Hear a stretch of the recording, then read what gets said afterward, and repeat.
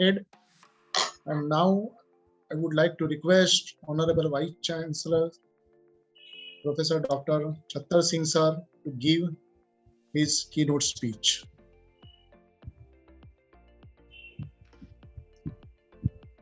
Yes, sir. Thank you, Dr. Anis. First of all, I think I should, and it becomes my duty to say a few words about FELA. That it is an organization which is moving very fast into the field of higher education in India, and also we wish that it will be spreading its wing globally. So this is the only organization that is not only protecting the interest of higher education, its stakeholders, but also promoting it by various means. So I congratulate Mr. Som Sharma, Dr. Parvinder sir, and Dr. Rahman Sahib, and so many others who are associated with this organization. With these words, I pick up a thread from the earlier words Rahman sir and Parvinder sir have already spoken. I will not delve deep into what has happened during the COVID, but certainly I'll have superficial view of what has happened, which has been probably left because of paucity of time. This pandemic situation, which was implemented by lockdown in India in March 2020, this gave a new process of learning, teaching, pedagogy in India, and it created not only negative but positive impact also. But most of the period, the education system remained mostly devastating. So many, as earlier Dr. Rane has mentioned, this much of youth of India had to suffer in colleges, schools, and universities and other educational institutions. The exams were postponed, the entrance tests were postponed, and there was a worry. It was not only I should say, a loss of education, but it was loss of health also. There were so many psychological problems, social problems, and wealth problems equally. Mostly, while the rich were enjoying all that online education in cities, as Dr. Raman referred, there was a rural-urban divide, which is called digital divide. People were enjoying, those who were in cities or well-to-do families, Zoom and Google Meet, education by these so many digital media. But there were others who were climbing on the trees to have connectivity on their mobile phone, but they were not getting education through e-learning because of the technology they were not provided or they were not having at their hand. So it was sometimes very funny and ridiculous scene when the youth was seen running from one tree to another tree to have connectivity on their mobile. So the lack of technological advancement in the rural areas particularly, and also suburban or semi-urban cities, was a great impact on the rural students' education. But there was positive aspect also, that so many things came up during this pandemic so that students should get e-learning. Positive point was that even the government created one Gyan Kosh, where all type of education from different courses were available. Similarly, SWAM organization was having 1900, almost 2000 courses and their material. Gyandhara was e-tele learning process, and one could ring the Gyan Center and Gyandhara Center and could know about whatever he or she wanted to know. Similarly, one of the states that started DISTAVO, Digital Integrated System for Holistic Teaching and Virtual Orientation. Similarly, MOOCs also. So many organizations, even the government organizations and state organizations invented new methods of teaching through e-learning or virtual teaching. Now, what impact was there on education, particularly the earlier period of COVID? Teaching learning pedagogy had great impact.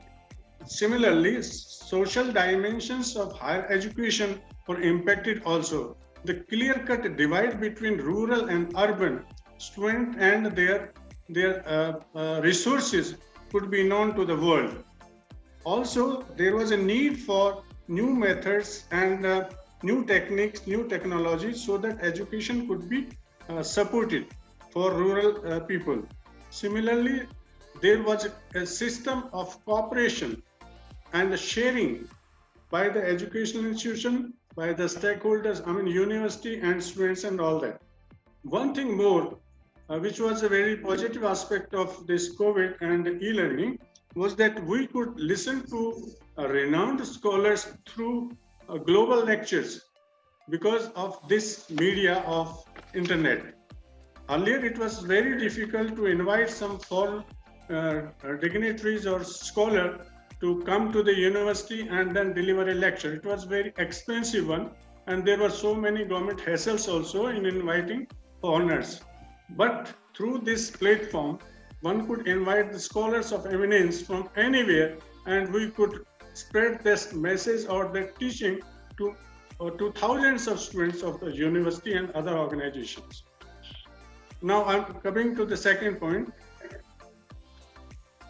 Now I feel that higher education institutions, universities and colleges in India are facing broadly two aspects: education, imparting challenge, and financial challenge.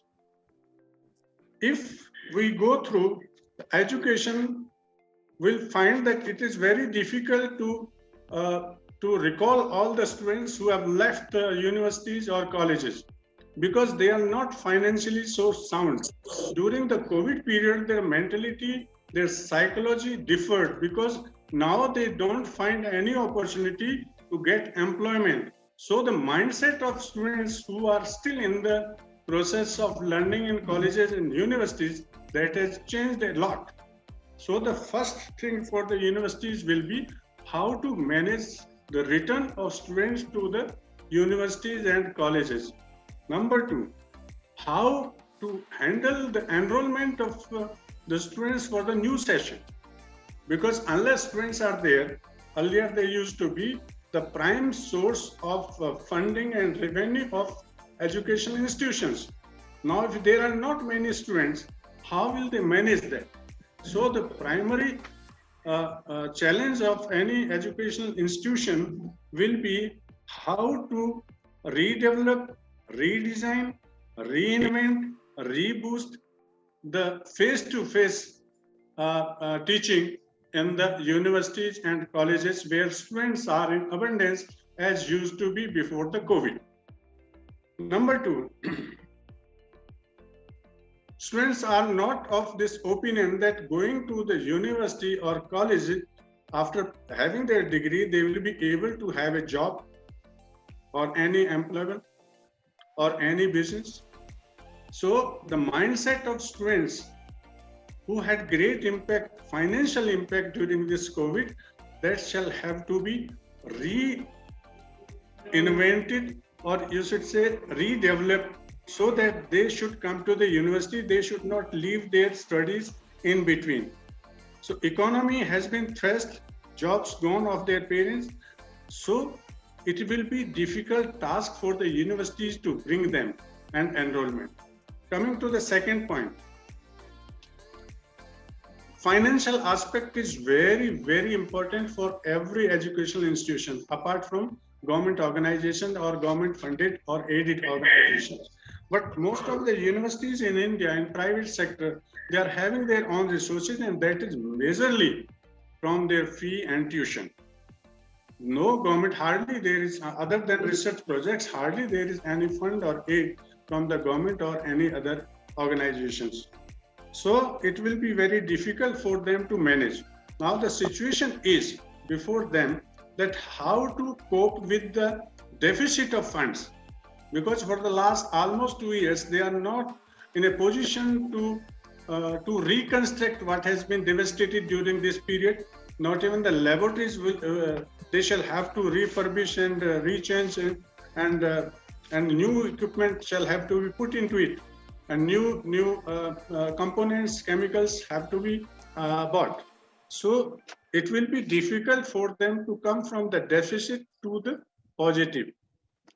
Number two, they shall have to review their funds whether they have this or not, and the new projects which they were having in their mind, new financial projects, they shall have to postpone for the time being.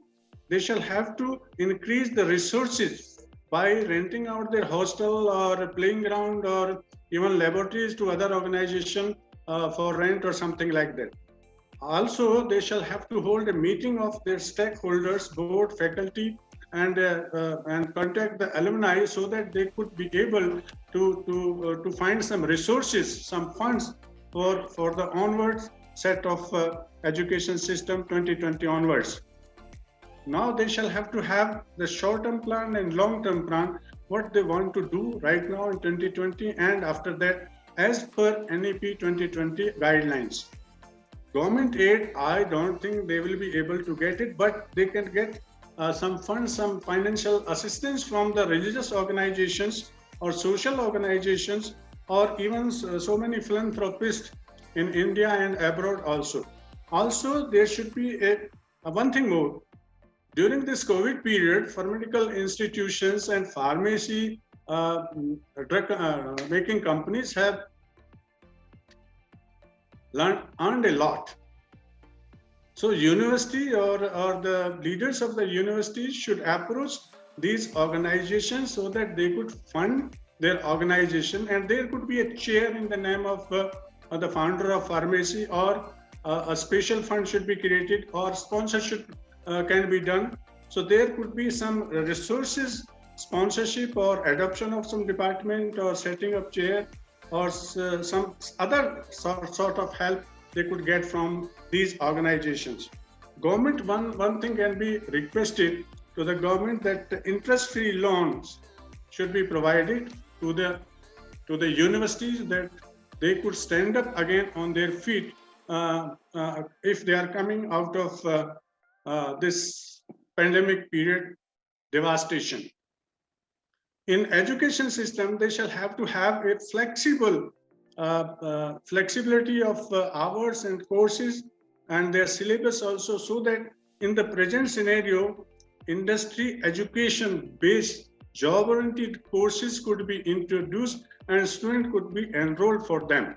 It should be in the phase of certificate or diploma or degrees as per infrastructure and availability of faculty of the university. Now, from traditional or conventional system to ultra modern system, universities shall have to fund a new technology or new system. Therefore, they shall have to have more resources. Students' package should be revised and affordable education should be provided so that the enrollment of students is more and the mission of education could be achieved in India to make India the Vishwa Guru. Foreign collaboration is another aspect. Universities can have some foreign collaboration where teachers and students could be swapped from each other places. One thing Mr. Raman has said, that localization of education as per requirement of the youth or the industry of that area, the localization is the need of the hour today. In this present scenario, now I'll read out only one thing.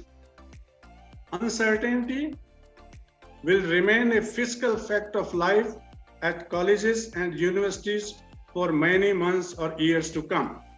To survive in these difficult times, leadership of the universities will need to prepare for the numerous possible scenarios and seek creative solutions, and to stay flexible in the face of continuous change. With these words, I end my version today, and I thank the FELA and other persons for bearing me for this much time. Thank you very much, sir.